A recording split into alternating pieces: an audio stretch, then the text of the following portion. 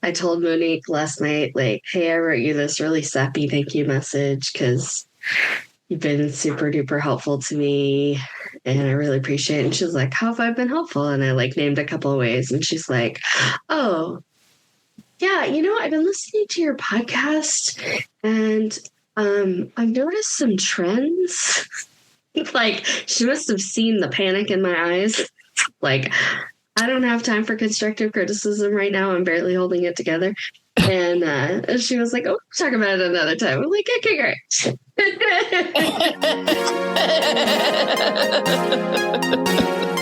Hello and welcome to the I Love You Bet podcast. I'm Heather and this is my sister, Rian. Each week we will revisit relics of our childhoods using our multiple master's degrees to critically evaluate the crap that consumed our misspent youth. So join us, sisters, latchkey kids, cuspers, and lazy feminists as we look back at our past to say, I love you, but... At this point, this is mostly for our own entertainment. I have a feeling that it was not about the podcast. It was more about like our interpersonal relationship. But either way, I was like, I don't have time for emotions. As usual. How have you been wasting time? It's been a couple weeks. I feel like I should change this question to how has my ADHD manifested in a ridiculous way? Okay. Yeah.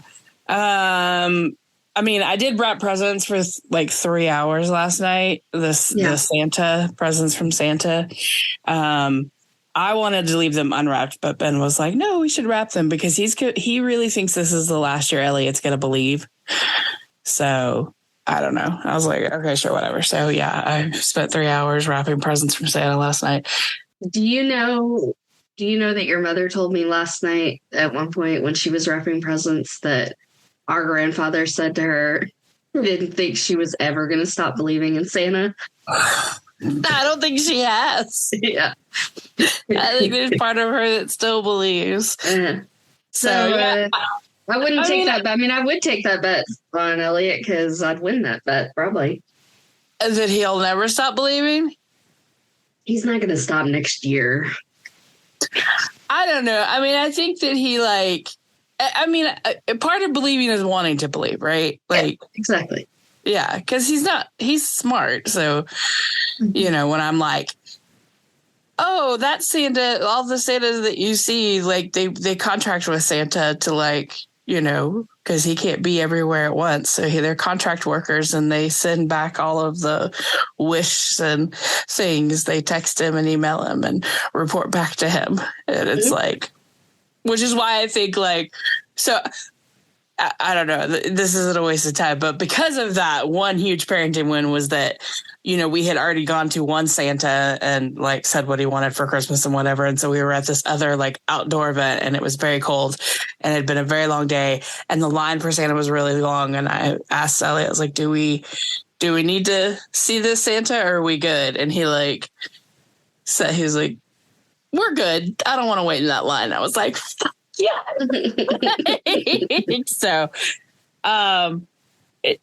whatever. One way I wasted time was I don't know, having one good parenting move in that way. But another way, so another fun way my ADHD manifested is that I had to take him to karate, which is not normally my job.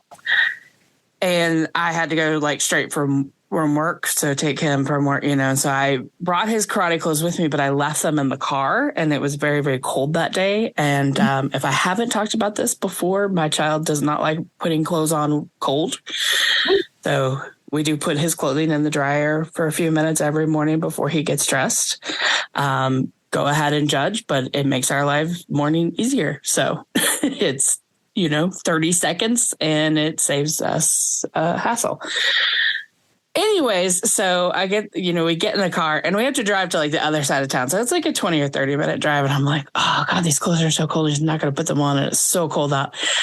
So I laid them across the heating vents and just kept rotating them like hot dogs as we drove across town to warm up the karate outfit. So it's I was like, yeah, my ADHD makes me a creative problem solver, but it also creates the problems that I have to solve, because otherwise I would have thought, hey, it's going to be cold. You should just take the clothes inside and get them dressed there. But it was amusing to me to be like, how can I solve this problem? So just, just kept rotating them along the heating vents. Just,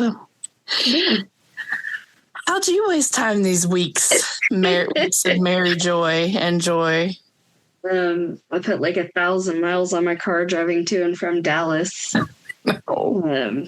And that was all part of the estate sale, and then clearing the house of everything and getting make ready and all that so the house could be on the market. And in the midst of all that, I was doing like 12 and 13-hour days, and managed to get a head cold and then a UTI. And had to keep working during all of that, and then got back to Denton and had to keep working because Eddie didn't understand why I'd been gone for days and days and days. So had to make up for that. But one of the most entertaining interactions I had during all this was a young woman, well, I wouldn't call her a woman, came and she was the cleaner, and she works for her sister. And she clearly was neurodivergent along with some other interesting issues. And have you ever seen that Cash Me Outside girl? Yeah. Okay, that's how she talked. Oh. Yeah, and she has like 8 kids, but they're, like some of them are grown and one of them's a baby. And she kept telling me how she had so many stories she could write a book. She had so many stories she could write a book. And she started telling me these stories, and these stories were frightening stories, mostly about her making bad choices in romantic partners. And like, you need to listen to our podcast, Catch Me Outside. And nobody wants to read your book, honey. Well, worse than that, like, I don't ever, like, I mean, I write books and I don't talk like I've got so many stories that, like, we'll have a podcast about how I have so many stories. Yeah. She was there cleaning long enough that she started telling me the same stories. Oh. And she wasn't there that long. So I was like, no, okay. But that's okay. And then 2 quick Eddie stories, just because it's Christmas. So we went to North Park because we got done in Dallas early one of the days, except that it was like 5 o'clock on Friday. So everybody was at North Park. And they have their normal art out, but then they have like a ton of Christmas art. And I do think we need to go and see it. But my favorite thing that I saw, and what made me start taking photos, was a family of snow people made out of what looked like marshmallows, who were standing over a campfire roasting marshmallows, making them cannibal. Well, and also like having a death wish because they're by fire. Like, there's so much going on, and like there's so much to unpack in that. I know, which makes it great art, and I love it. Like, it's so good. It made me so happy. And then I told Mom that if she takes Eddie to the hangout, she can only let Dave give him 1 drink. Because when Mom takes him, 2 things happen. She drinks and she's not paying attention to Eddie. So she doesn't make sure that he eats. And then he doesn't move. And remember in our 20s when we would drink and we wouldn't move and then we'd stand up? Yeah. We'd be like, I got drunk, and then we'd stand up and it was like, blah. So fucking drunk. Yeah, that's exactly what happens to him. And she doesn't understand why 2 of any of Dave's drinks does that, because she thinks it's just as margaritas that are like that. I'm like, every single drink that Dave makes is like a Dave margarita. It doesn't matter what it is. It's like a Dave margarita. He has a heavy pour. Yeah, and if he has 2 of them, he's drunk as fuck. So they show up at the house a couple Tuesdays ago when I'm like, in the height of the sickness. Like, I'm lying on the couch, I'm watching Wizards of Baking because you told me how good it is. And he comes in drunk as shit and is like, what's going on? Like, sits down, what's this? Like, it's a baking show. What is it? That's ugly. What? Thanks. What's going on? I was like, am I just destined to watch things that are Harry Potter with elders who don't understand what's going on? Why is Our he waving grandma- that stick in his face? Yeah. Years ago, when we were at our grandparents' house, somehow magically a Harry Potter movie was on instead of everything else that they watched that was The terrible. Lawrence Welk Show. The Lawrence Welk Show, where I swear they thought it was still going live. Like, oh, it's gonna be a good episode tonight. Can't wait to see who's on. Like, oh Lord. And our grandmother at one point during Harry Potter was like, why does he keep pointing that stick at people? It's like, oh, you don't know what's going on. So anyway, I thought you would enjoy that if no one else did. Oh, another way I wasted time is while wrapping presents yesterday, I watched the whole series of Black Doves on Netflix with Keira Knightley. Yeah. And that very pretty British boy. Ben Whishaw, yeah. Yeah. It's very good. So you should check it out. Okay. I'll try. Yeah. I mean, you know.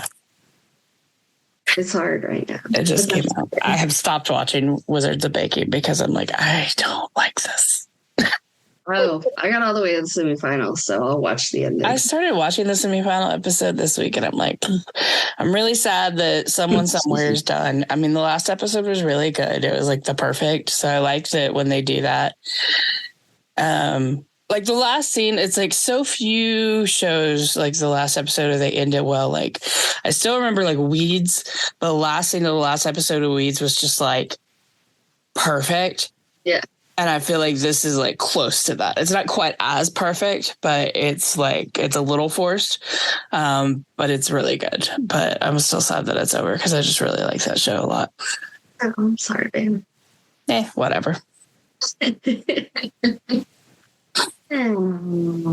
You know, it's fine. I'll find some other way to like, you know, whatever.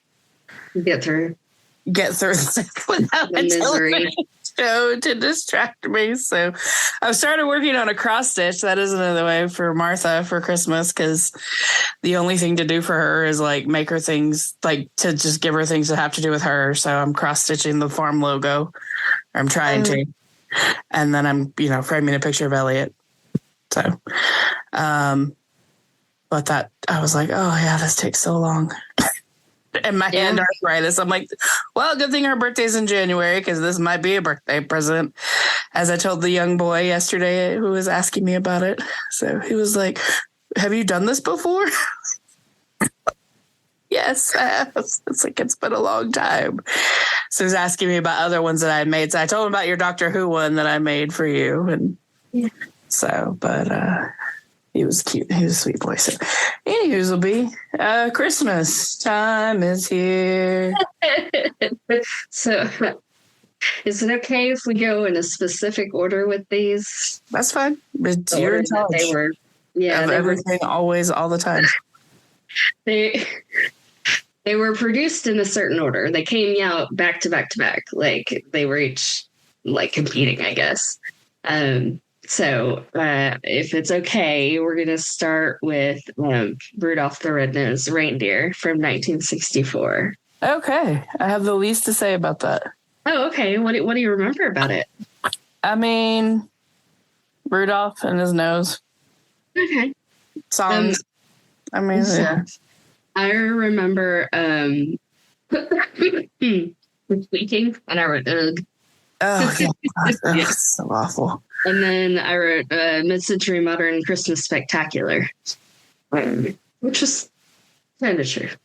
Yeah, I was going to say, I think that's more true of like the Grinch. Yeah, when we get to the Grinch, it's like, yeah, this is what I remember. This is what I want. And then I thought it was funny because they basically were like, climate change is going to cancel Christmas. I don't think that's what they were saying, but so yeah. Then now, yes, but when we get there, will climate change cancel Christmas? And then I didn't remember Mrs. Claus being a food pusher, so that was a lot. I wrote a lot of notes about this, but I want to take a macro view. Take a second here for a macro view. Oh, okay. And talk about how fucked up this movie is. It's and maybe that's why I'm just like. So, aside from like basically reassigning gender at birth to their reindeer son, which is fucked up.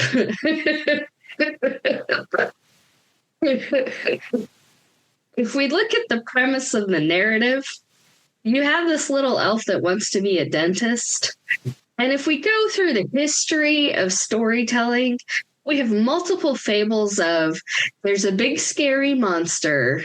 Oh no, it's a little scary because it has something wrong with its foot or it's whatever, right? And if you address the problem with the big scary monster, suddenly the big scary monster isn't so scary, right?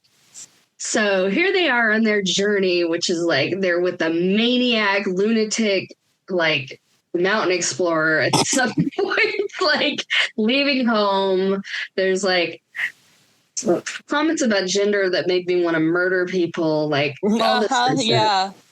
And then they encounter the monster, and it's like, rah, rah. And the little dude that wants to be a dentist is like, I know. And so I'm like, oh, cool. He's gonna figure out, because I don't remember this movie this well, that he just has a sore tooth, and he's gonna pull the sore tooth, and then everything's gonna be fine. No. No, he pulls all the teeth, as if this somehow renders the monster that also has claws neutralized, right? Completely neutered. No, no, no. The maniac still chases the monster off of a cliff. And they're like, well, they were sad that they lost their friend, but they really had to be going. It's just like, what? It's wrong. Oh, there were so many little things wrong with this, but like the narrative premise where it's like, you didn't have to kill this thing. Like you could have just. Well, but then there's like the other underlying theme and over like hit you over the head, like moral of the story that apparently not enough boomers got. And so I feel like they need to go back and rewatch this movie about nonconformity and how it's okay to be different. Yeah. And you should accept people for their differences. Right. And not be fucking assholes. Right. That vote for crazy fuckers. Sorry. They all went up the mountain with the crazy Yukon guy. They were like, yeah, let's go. But because even with like the Island of Misfit Toys and Rudolph and the kid that wants to be a dentist, like that, I mean, that to me is like the real moral of the story is like, don't be mean to people because they're different. Oh, yeah, no, there's a whole thing. We're the misfits and like, oh, we're misfits. And yeah, like. And it's like, y'all didn't get this. No. Like, y'all missed this. Or yeah, they forgot about it. Like, because that to me was always like, oh, that's nice. But everything else around us says other people are bad. So fuck it. Right. Yeah. Well, Fox News told me that they're the enemy. Therefore, I believe them. Yeah. I mean. Yeah, no, let's see. Yeah, so I was like, hide the nose. Is Rudolph a trans story? I mean, yeah. And then I thought that Hermie was questioning capitalism, but it wasn't that he didn't want to work. It was that he didn't want to be an elf. He wanted to be a dentist. Yeah. I was like, oh, this story would be even better if he was like, what? It's like, I don't want to work. I just want to hang out all day. Like, exactly. Catch some fish and be cool. A few facts. Apparently the original running time was 72 minutes. So I'm glad they shortened it because can't imagine we need to get that time back.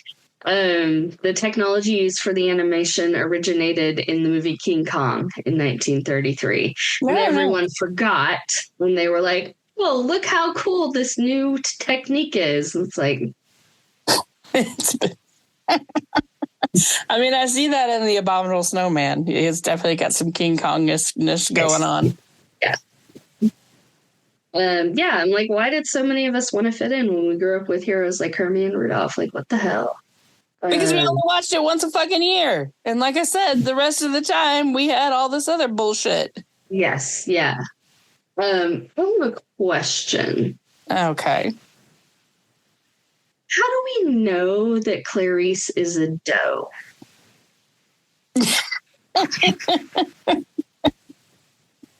Well, normally it has to do with their antlers, I believe. And she did have different antlers, or no antlers, but whatever it is. Yeah, I think that's usually how you tell the difference, other than, like getting all up in their business or whatever. Uh-huh. But yeah, sorry. Like, I'm very, noticing that I'm very worked up about this topic. It's because I'm currently fighting this like socialization bullshit with my own child. And so it's just frustrating to me that it's like, no matter how strong the message I get, you know what I mean? Like how intentional I am. Like, and whatever, like the gender stuff, it's like he says the really shitty gender stuff, but then like in his action, I can see that that's not actually taking hold, right? Like I can see there's like deeper understanding, whereas that's just like a surface level, some shit this kid said to me, right? Like the fact that he'll like go to school with like his entire hair and ponytails, like.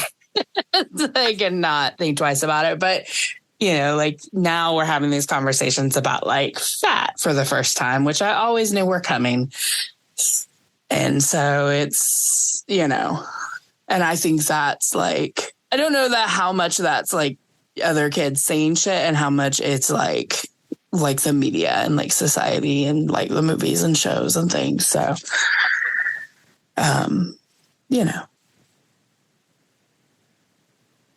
it's a whole thing. It's tough.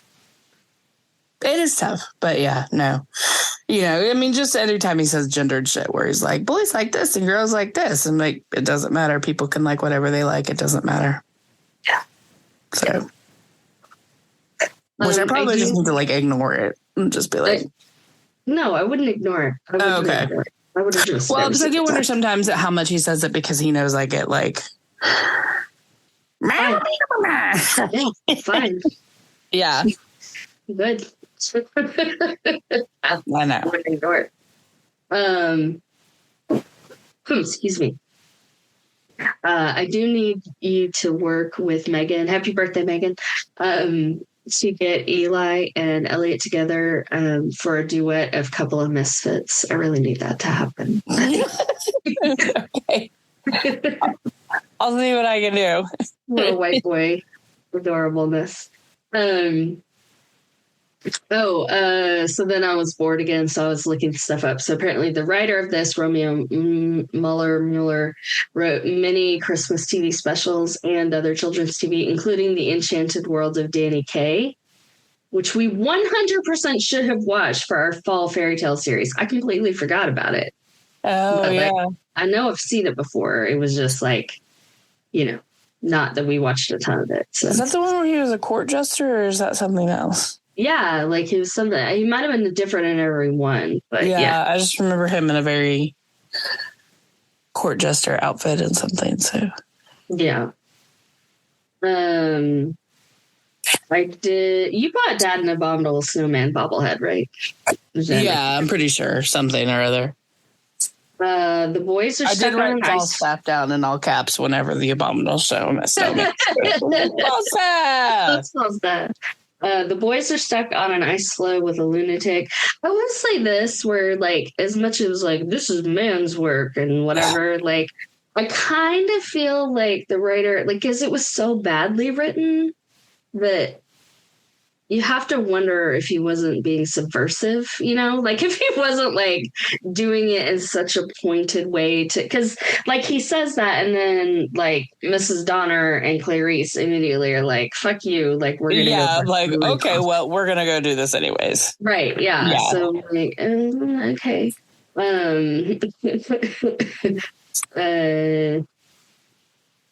Hold on. Apparently. Is this with the point where Donder becomes Donner?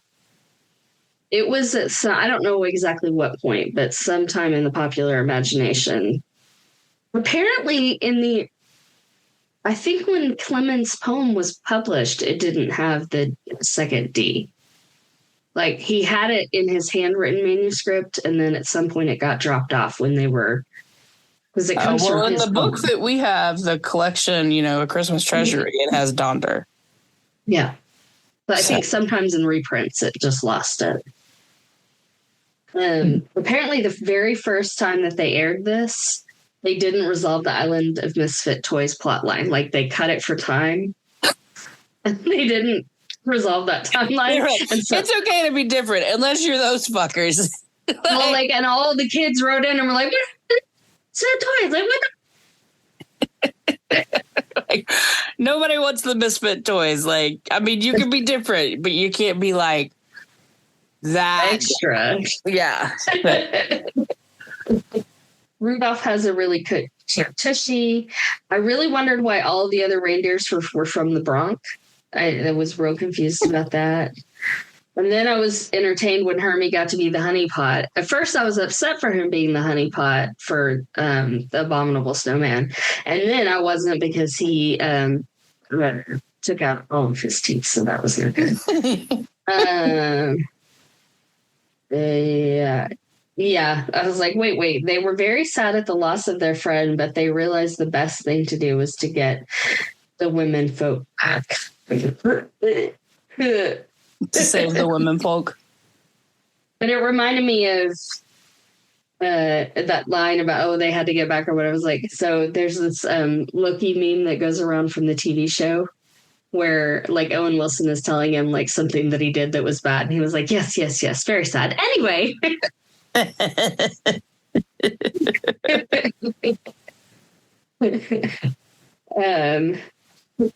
Okay. So I put this, I'm going to have to find the screenshot, but there's a part where the elves are hanging the mistletoe, and it looks like there's a very erotic kiss happening under the mistletoe on a body part that's not a mouth. But then I was like, are we kissing wrong under the mistletoe? Or are we supposed to be kissing like the elves kiss? So like, what? Or are you stretching to try to find something interesting about this movie? Well, there was a lot of fun little things about this movie. But yeah, I'll see if I can find the slightly pornographic elf mistletoe situation. Mom trying to explain mistletoe to Elliot was pretty funny. Like, I don't remember how it came up, but he started asking about it, and he can never remember what it was called. He's like, "What's that thing you kiss under?" Consent. I'm like, it's poisonous. It's called consent. You kiss under consent. Anything else about Rudolph from '64? Yeah, no, but I'd love to never watch this again. Okay. It's not worth rewatching. Like, it's really not. Like, I mean, I know it's like Christmas classic tradition, and I'm like, this is not worth watching every year. Only if you're going to tear it to pieces, then it's fun. Well, yeah, but. So the next year, 1965, we get A Charlie Brown Christmas. What do you remember about A Charlie Brown Christmas, Ryan Davis? I said Linus looking for meaning of Christmas, but it was actually Charlie Brown. The dog is doing something like has like a side plot. Mm-hmm. And then I wrote a show ? Oh, and like they put on a show? Forgot about the tree, like the little sad tree, which is like the most iconic thing about this. But yeah, I was like, oh, yeah, a little sad ass tree. Yeah, I was like, what do I remember? Sad ass songs. And then I remember when Hey Ya came out, or sometime after Hey Ya came out, and they used the dancing set to Hey Ya, which was really funny. But then the great one, have you seen the one that's set to Joy Division? Yeah, the Joy Division one's really good too. And then I remember that there was not only sad-ass songs, but a sad-ass tree. And so I would like to take a moment to talk about Christmas songs in drag. Christmas songs in drag? Drag is a wider concept. Yeah. Because you have things like Christmas time is here, where everyone sounds completely depressed. Mm-hmm. But it's like happiness and cheer, and the lyrics are actually happy. And then you have songs like We Need a Little Christmas that sounds like a really, really, really happy song. When you listen to the words, they're actually really sad and depressing. And there are others, so, there's also like, I'll be home for Christmas, if only in my dreams, like. Yeah, but that one's kind of sad. I mean, it's, Yeah, it's at least a we slow need a little song. Christmas. Like, what? We need a little Christmas. I don't. What's the sad part? Hold on. There's like carols at the spinet. Fall out the holly. The tree, but put up the tree before my spirit falls again. We may be rushing things, but.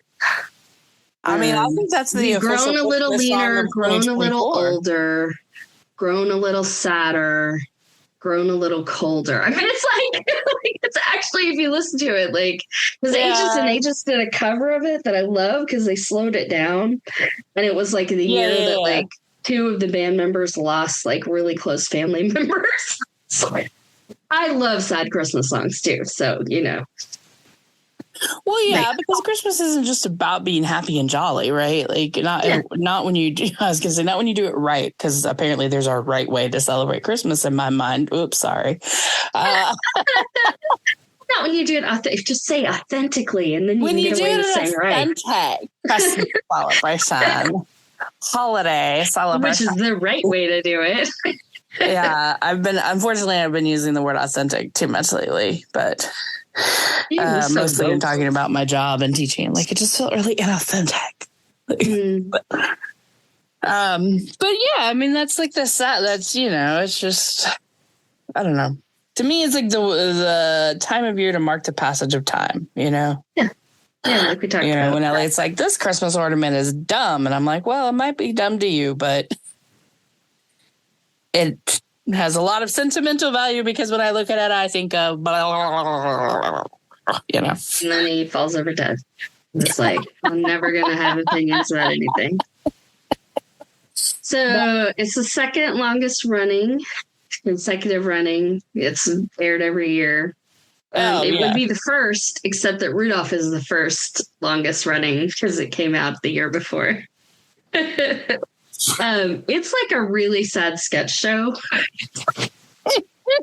It's just like these little sad vignettes put together.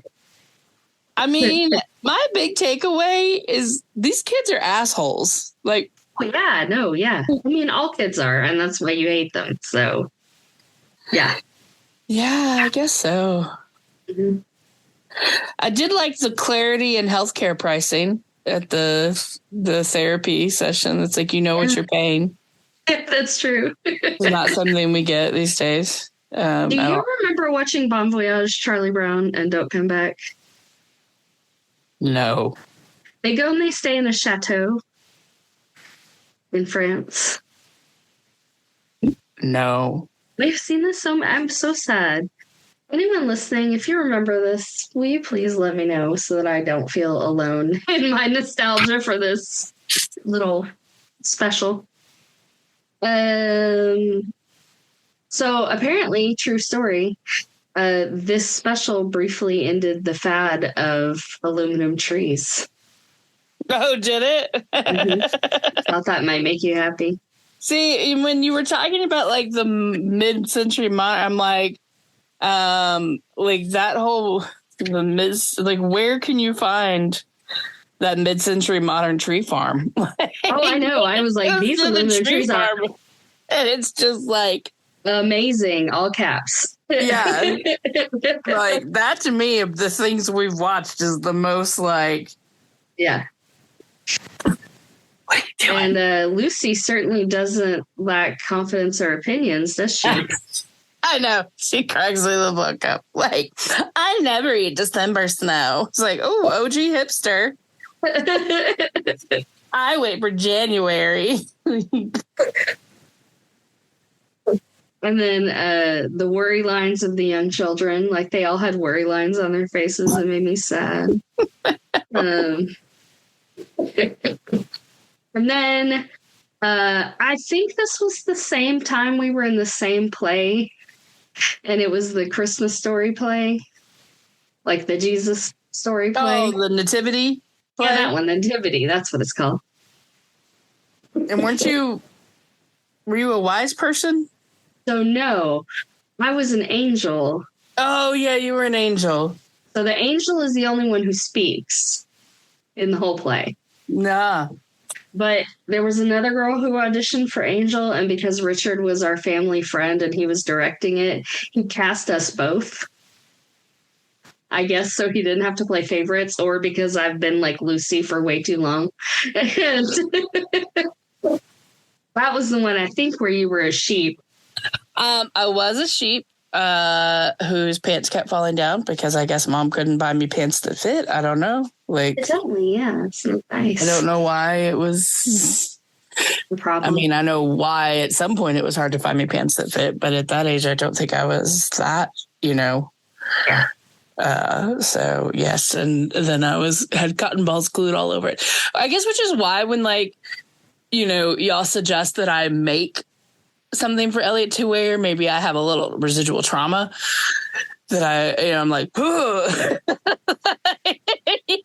don't want to make something for him and cause him this lifelong trauma because it looks terrible or because his ass crack's going to be hanging out. I mean, that's the real trauma. It wasn't that it looked terrible. Yes. Well, it probably didn't help that,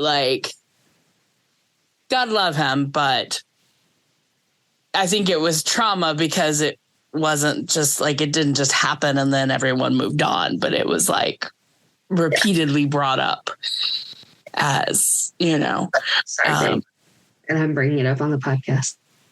Well, but we're bringing it up in a way to talk about it, but I mean, Father Hector being you know what I mean? So then it was my fatness was what was funny about me, I mean, I think the bad too, because I think I bad really loudly, I don't think it was just that, but I think it was constantly having to pull my pants up and my belly hanging out or something was so. No, it was your butt. It wasn't your belly. It was your butt. Well, okay. I assume it was both, as if my butt showing, I'm sure the belly was hanging by a little 5-year-old pot belly. I think that your pants had to choose. They chose to cover your belly. Well, because I was having to be down on all fours, right? Yeah. So yeah. Thanks, Mom, for that, and Thanks, Mom. Other adults who felt the need to continually bring it up as so, and not just the pants falling down, but the bind too. I don't, so, and I know it's not intentional, so I forgive you. It was teasing with love. It was an I love you butt. Or I love your butt. I love your butt. I love your butt. I was vindicated though, because the second angel, when we got out there, froze. And so I ended up saying the line because the other angel freaked out and couldn't say anything. So I felt good about that. Sorry, I didn't mean to interrupt your story about how you're the awesomest. No, I was just trying to wrap it back around and put a little bow on it. Okay. To you. We should have ended with I love your butt. Who cares? But also, I have a podcast because I like talking about myself. I stopped sending you things on Instagram because I know you don't ever look at them, but there was one that I can't remember exactly what it was. If it was a meme, but basically it was somebody stopping mid-sentence and it's okay, bye, I'm home now. And it's when your sister calls you because she's bored on her way home. Yeah. While driving. I was oh God, I'm such an ass. But I was oh, well, that's not just me. Apparently this is a thing. Yeah. Baby sisters everywhere. Hey, we come by. So one last thing. Two things. Yeah. So, one, they got upset about the Bible stuff, and they were we don't know if we're going to air this with the Bible stuff. And also the jazz. We're we don't know if we want there to be jazz in this, which is to me, one of the reasons this is a classic is because of the music. It's was great. That jazz. Too black? Is that why with the jazz? I think they were kids don't like jazz or whatever. Oh, it's okay. Well, yeah, but it's not all for kids. Like, and Yeah. a lot of kids would be a lot cooler if they did. Like, Yeah, a lot of kids would be a lot cooler if they like jazz. so there was the idea of like, what is the meaning of Christmas and all that. And so I just wrote a little paragraph here that like, I don't mind the Bible stuff because that's a version of Christmas. Mm. To me, Christmas is more than that. And I mean, there were no evergreen trees or eggnog or jazz in Bethlehem, right? And all of those things to me are also Christmas. So, Yeah. I don't have a problem with it because to me, it's all part of the big umbrella of what makes up Christmas. You know, so like for you, Christmas is about taking time to reflect. Part of Christmas is about taking time to reflect. Yeah. Right? Traditions and different things like that. So I wasn't sure how you felt about the whole, like, we're going to go back to what actual Christmas keep Christ in, like having that included in the episode, the series, Oh, I mean, yeah, like it is a part of it. And like, I realized that, like, you know, I hadn't really played any of the like religious Christmas songs for Elliot, you know? I was like, okay, whatever. I guess we can listen to these too. They're mostly all just like boring, but you know, but you know, like, I mean, to me personally, like, it's not, I mean, like I have a nativity scene, right? But I have a nativity scene because like I bought it in Mexico on a trip with my friend Patricia, you know what I mean? So it's more like, yeah, cultural appropriation.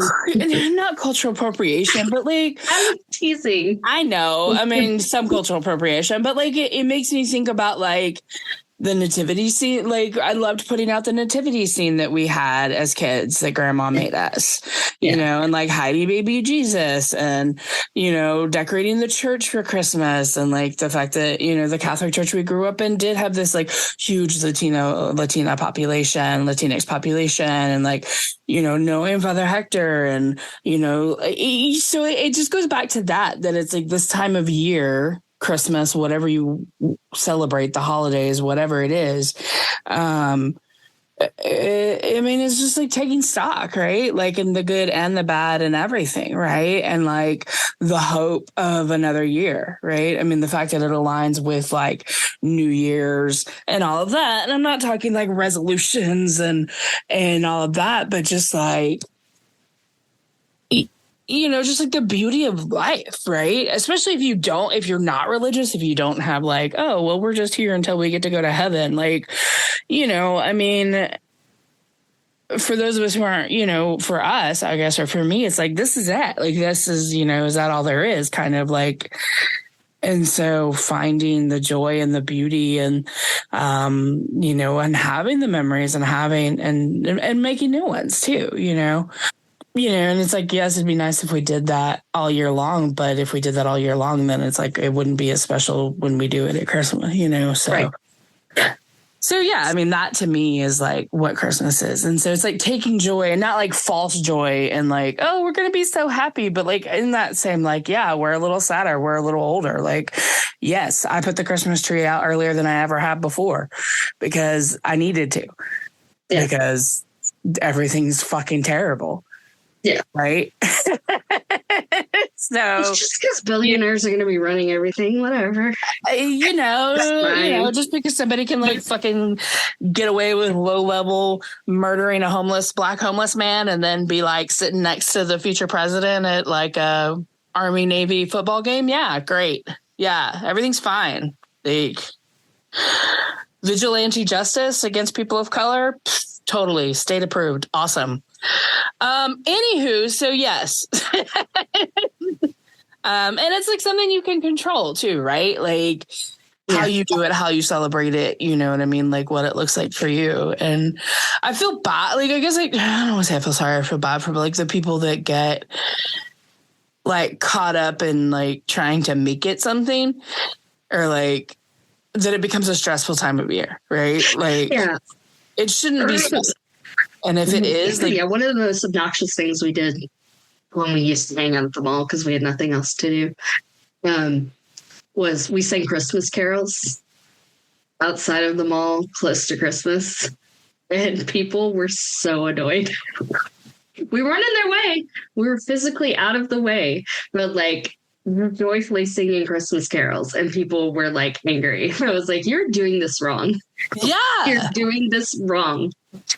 I don't know what you're doing, but you need to adjust your whole attitude about this situation because, like, no, there should be joy. Like, yeah. Well, this is an opportunity to celebrate joy. Where I'm at with, like, you know, because I took that break from social media and like I've kind of got, like, I'm on Instagram, but it's like it's not the same for me, because there's just too much that's like, I guess celebrating in a way would be like celebrating like misery, but like mocking it, like trying to make it funny, but then by like you're focusing on it. Like, so it's like, you know, I see a lot of stuff about teachers and it's like talking about the terrible, you know what I mean? Like in a tongue in cheek, like joking kind of way, but it's like, let's laugh through this because it's so terrible. And I'm like, I'm tired of us just accepting that this is terrible, you know, or like being a mom. Right. Or being a boy mom and like making Thanksgiving, you know what I mean? And I talked about this before, that it's like, if what you're doing and how you're doing things is making you miserable, then you need to stop doing that. Yeah. Right. Like you don't have to. And I don't want to like say that people shouldn't like make jokes, like, but it's just like, to me, the joke should be there because celebrating the good side of it. You know, it's like me realizing that, like, you know, we're going to go get mom tested. I'm pretty sure she's going to come back with some kind of an Alzheimer's diagnosis. Yeah. Or something. And, you know, I've got Eddie and he's got 3 to 5 years. So it's like, okay, well, in 3 to 5 years, where's mom going to be? Not great. So it's like realizing this week, like, okay, so for the next, I don't know, 15, 20 years of my life, it's going to be taking care of elderly people. And like, and then at that point, I am an elderly person.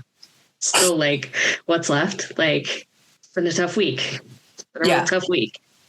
But like, you know, and like Bill's like, you need to set boundaries. And I'm like, I need to find a way to get through this because it is my reality. Yeah. And I don't have a way to make it not my reality. I mean, I can abdicate all responsibility, but I can't abdicate all responsibility because I'm not that person. So I have to find a way to find happiness in this being what my reality is, you know, like I can't. And that's what I was going to say. Like, we make jokes about, like, we poke fun at a lot of things. So, like, I don't want to sound like a hypocrite where it's like, you know, like, especially amongst ourselves and amongst each other. Like, if mom gets an Alzheimer's diagnosis, at some point, we'll probably start making jokes about it. But that's because it's something we can't control. Right. You know what I mean? And so it's like, I guess what I'm talking about is like the difference between, instead of changing the things changing things you can control that make you unhappy, like, let's just mock it so that that's how I cope with it when it's like something that you could, right? Like, yes, if it's something that like you genuinely like, this is not something I have control over, so I just have to laugh or otherwise it will consume me in misery. Right. But yeah, like if it's something that's supposed to be a joyful time of year, a joyful, like to me, your career should bring you joy for the most part. Yeah. But I know not everybody has that luxury. So rant done. I think Charlie Brown has seasonal affective disorder. Probably. I mean, I think he was pretty much just a depressed kid, which is probably, you know, fine because at least I had a role model. I like how all these kids are so commercial. They're just like, give me some money. Yeah. Which, if I ever karaoke a Christmas song, it's going to be the 5-pound sack of money song, which I love that song. Like, bring me some money. What do I want with these diamonds? This is probably also cultural appropriation, but white people culture sucks. Yeah. That's all I got for Charlie Brown. Schroeder looks like Eli. He reminded me of Eli. Yeah. Yeah. And then I was thinking about when we used to go watch Lucy Loves Schroeder, and band. Yeah. Make me happy. Back in the carefree days of our youth, when we would drink so much and then stand up. That's right.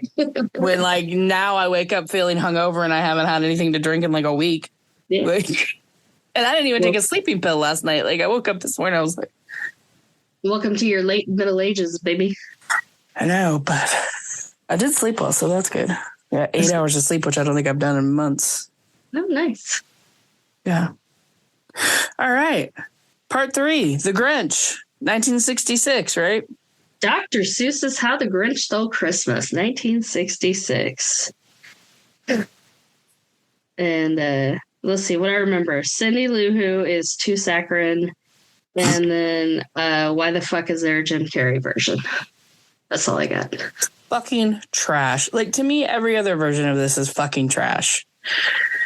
It's absolute trash. So I memorized pretty much everything because I have read this book to Elliot so many times that I have the entire story memorized. So, which is fun. But you know what I realized recently reading it to him? When did he become green? That's true. Because in the book, he is black and white. The only color is red, right? There's only shades of red and pink and stuff like that.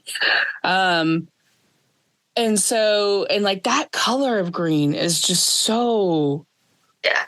And like in this one, he's not that like bright color of green that like happens now.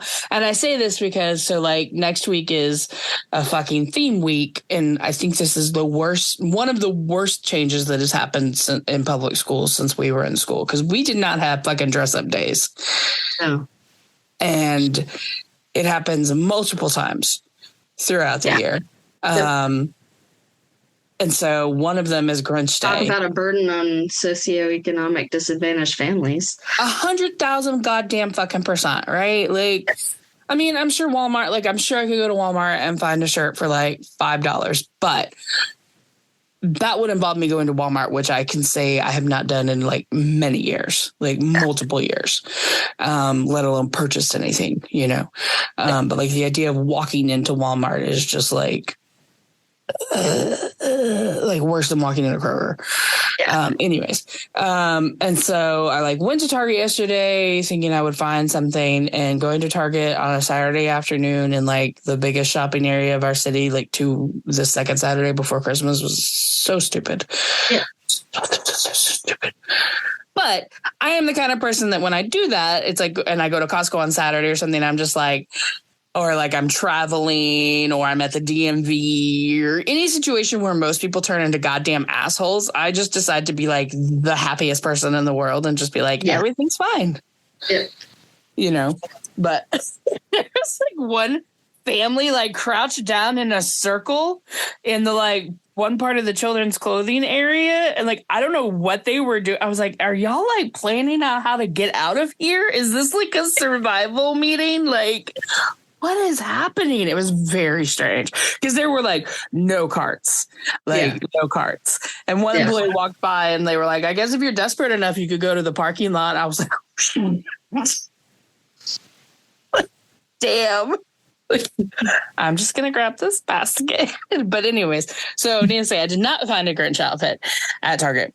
And you suggested I go get the puff paint and make something for him, which, you know, I'm actually considering doing. Only because I want to bring it back to my original point.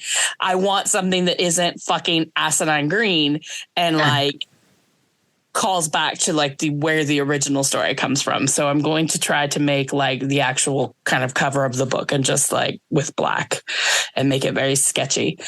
It's probably going to look terrible, but so yeah, I don't know why we decided that this person needed to be this color. So yeah. This person needed to be this color. Well, I will say that the color is amazing in this, and the mid-century modernness of it is amazing, and Cindy Lou Who's house looks almost exactly like our uncle's house, which is entertaining to see. But yeah, Yeah, I don't have a whole lot of notes on this because really it's a classic for a good reason. I mean, if when you read like reviews of it, it's basically like you have a genius writer and you have a genius animator and you put them together and you just get a masterpiece. Like, you know, I mean, poor Max, poor little Max. I feel bad for him. The Grinch has too many teeth. He needs to calm down. There's too many teeth in that head. Like, here's my thing though, that it's like, with all the new ones, and what I appreciate about this one, like, there's no backstory. There's no trying to explain why he hates Christmas or why he's so grumpy or how he became the way he did. Right. Yeah. Like, which is the problem with any new version is they try to like add this whole like whatever, like he was bullied. He was an orphan who had no family. Cause like we've been watching one newer animated one, which is okay. Except for the fat shaming. So I don't really like that. He is nicer to Max than this one and the one we've been watching. So I like that, but like still it tries to like give this whole backstory and you know, it's just like he fucking hates people, right? Like he hates people. So who cares? I did write he's the OG Karen because he's like you know. Do you and this is gonna get into like me pointing out my own knowledge that I don't know which one was written first, but the Who's show up in another Dr. Seuss book. Oh, I think I knew that, but I don't recall which one. It's Horton Hears a Who. Oh, that makes sense. And so the Who's actually, because in Horton Hears a Who, it's a little Who and his family who are tiny, tiny, tiny, and they like live on like smaller than a speck of their whole community. So like, that means that like this whole world that the Who's and the Grinch inhabit. So really the Grinch is just like smaller than a speck. Microscopic. Hanging out with the Who's. And so I don't know if they originated. I didn't think to look up which one was published first. Horton Hears a Who or the Grinch. I think I did I was very interested. I was entertained at the end when the series of dudes under serving platters just to give Cindy Lou Who a strawberry was mildly entertaining to me. I also wonder where the Grinch learned to sew. Oh, well, yeah, that's a good question. But that's the backstory I want. I don't care why he got grumpy. I want to know where he learned to sew. The guy who sings You're a Mean One, Mr. Grinch, voiced Tony the Tiger. Can I just say, I don't like the song. I really don't. It's just, okay. It's too much. Yeah, you don't have to. It's okay. Also, the Grinch stealing the light bulbs is why you have to look out for jerks at estate sales. Because people will steal your light bulbs. Someone stole the power cable from our ONT. So the internet didn't work. What is an ONT? It's the internet device that's on your wall. Okay. It brings the internet to your house. It's not a modem? No. Okay. Because then you have a modem and a router. It doesn't matter. Anyway. Okay. There's no reason for anybody to do that. They did not need to go to the ONT on the wall and pull out the power cable and steal it for something else. It's very rude. And then the Grinch, his big-ass load, made me think about when we had to clear Eddie's house, and I diverted 2 vans and a car full away from the landfill, but there was enough left that we still had to call and get the junk guys out. And loaded it up. It literally looked like Sanford and Sons. I was like, this van is going to fall over. I cannot. Yeah. So thankfully, Max didn't have to pull that. And then knowing my final thought, knowing that you've read this story to Elliot so many, many, many times, does Elliot agree that Christmas doesn't come from a store? I mean, I don't know. I will say he likes stuff. But if you ask him what he wants for Christmas, like I was thinking, so watching Charlie Brown, I was like, oh, we should write a letter to Santa. But even when we go see Santa, we're like, what do you want for Christmas? Like, he doesn't You know what I mean? But I think it's because he just wants stuff. Like, I don't think that he cares. It's like about the getting and the opening, which sucks, which is why I've tried to be very thoughtful, like, about getting things that I think he'll actually really enjoy instead of just like getting him shit, right? Which I think has been what we've done in previous years. So like the pop-up Alice in Wonderland book that I want mom to get him. Like, I really truly will be shocked if he doesn't just like lose his mind, because every time we go to dance, he wants to read that one and he's never seen it in its original glory because it's like all falling the fuck apart. Okay. Yeah. And like, he makes me read it to him. I just make up the story because there's a lot of words, you know? And so I think that he'll be very, I mean, to the point where I almost was like, I should see if mom's actually bought that, because I actually kind of did. Yeah. Okay. I bought it. Okay. Well, I was like, because if they didn't, I do, you know, like, I kind of want to be the one that gives it to him, but whatever. It can come from Santa or whoever. But like, you know, so like that it's like, what are things that he has told me repeatedly, you know, and then of course books, because, you know, I really want, like, I am so excited for the day where he reads a whole book. Yeah. You know, so I got him a set of like books that are like very simple words. Right. Yeah. But anyway, so like, I yes and no. I don't know. Ask him. You can ask him. There's hope. We'll keep reading it. I will say the part of the book that he really, because you know how he likes to correct people. Mm-hmm. So in the book, it says chimbly at one point instead of chimney, to make it rhyme with what, like, the word. And he's like, chimbly, like every time. And I'm like, you play with words all the time, child. But like, he always has to be very pedantic with that. And just chimbly. So I like playing with my version of the Grinch's voice, because it changes a whole lot. Like, sometimes he's really like Jeremy Irons British, and then sometimes he's like an old smarmy man, and sometimes it changes within the book, because when he's like, well, this tree's got a light that doesn't light on one side, you know, so it gets very you know, let me sell you this bar of soap guy. Okay. Well, that's all. Thank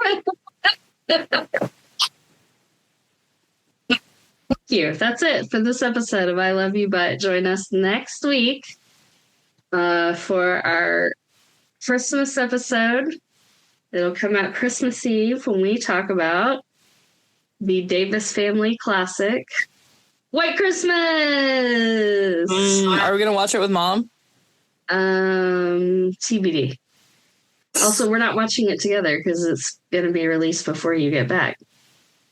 Before you get here. Oh, okay. Yeah. Fair. Sorry. What made you laugh? What made you cringe? What did we forget? Oh. What should we talk about in future episodes? What made you yawn? What makes me yawn? Everything. I only got like 5 hours. Please tell us what made you yawn so we cannot do that again. I try to edit out the yawning stuff. Oh, good. We want to know your thoughts. Find us on Instagram and Threads at ILoveYouButPod, or email us at ILoveYouButPod@gmail.com. Listener email and comments may turn up in future episodes. And hey, if you're into the spirit of giving, now is a great time to take a sec and rate, review, follow, subscribe to I Love You But wherever you get your podcasts. Thank you for listening. We love you. We love your butts. I'm Heather. I'm Ryan, and we wish you lots and lots of conditional, very conditional love. Even though it's Christmas.